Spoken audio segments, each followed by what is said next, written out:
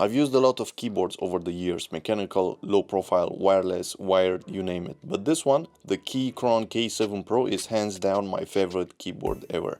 And yes, before you ask, it does have some flaws, and these are some big ones. So let's talk about why I still love it and why you should know the downsides before buying. Why I love it, the pros. So let's start with the good stuff, because there's a lot. First, the design. The K7 Pro is ultra slim. According to the official Keychron website, it's about 31% slimmer than a regular mechanical keyboard. So on your desk, it feels closer to a MacBook keyboard, but with the soul of a mechanical keyboard.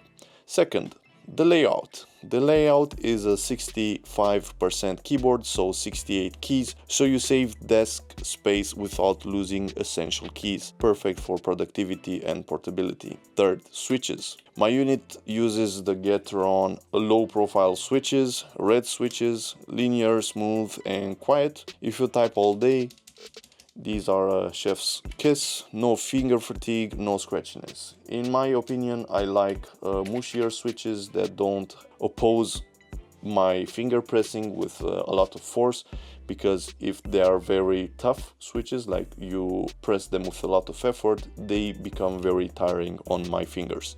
Fourth, QMK and VIA support. The keyboard supports QMK, VIA, so you can remap the keys, build macros, and fully customize everything using the Keychron Launcher web app or the VIA web app straight from the official site, and no bloated software needed to be installed on the computer. If you do want to flash the firmware on this, you will need to learn about QMK, but I managed to do everything without getting into the QMK and just using the web apps. Fifth, connectivity. Bluetooth 5.1 lets you connect up to 3 devices plus USB-C, wire mode with 1000 Hz pulling rate for gaming. It can be used on Mac, Windows, Linux, and it just works. Here you can find the switches. So here it's Bluetooth, off and cable, and here is Windows, Android and macOS. It's left and right. And finally, the build quality. ABS aluminum frame, double shot PVD keycaps, redesigned stabilizers. This thing feels premium, especially for its price. Now, the cons. The be honest part. Now let's talk about the problems, because this keyboard is not perfect. And I don't know if the next version is perfect. I just have this one. So con number 1, sudden internal software resets.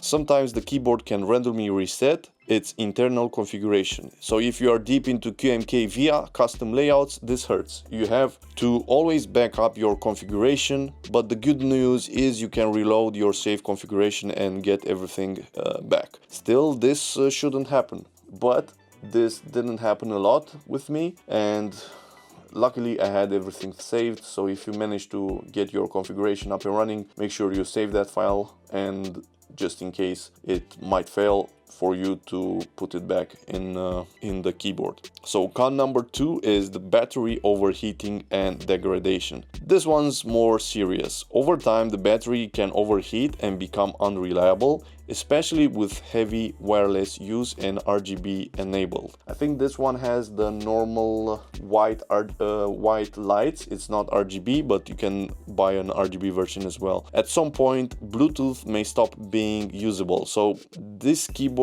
still works perfectly, but only in wired mode. For me, that's acceptable, but is a deal breaker for some people. Also, you can use maybe a power bank here strapped onto this, or in the next video I will show you how to replace the battery on this keyboard, and I will post the video only if that replacement is successful and the keyboard works properly. But maybe I'll do a video with the failure as well, so who knows.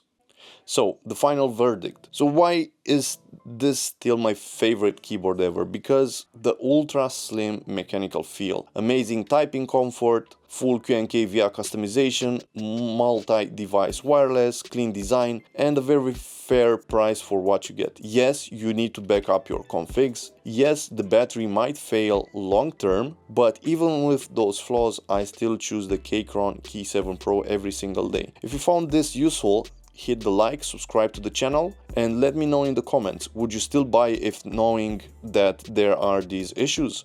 See you in the next video. Goodbye.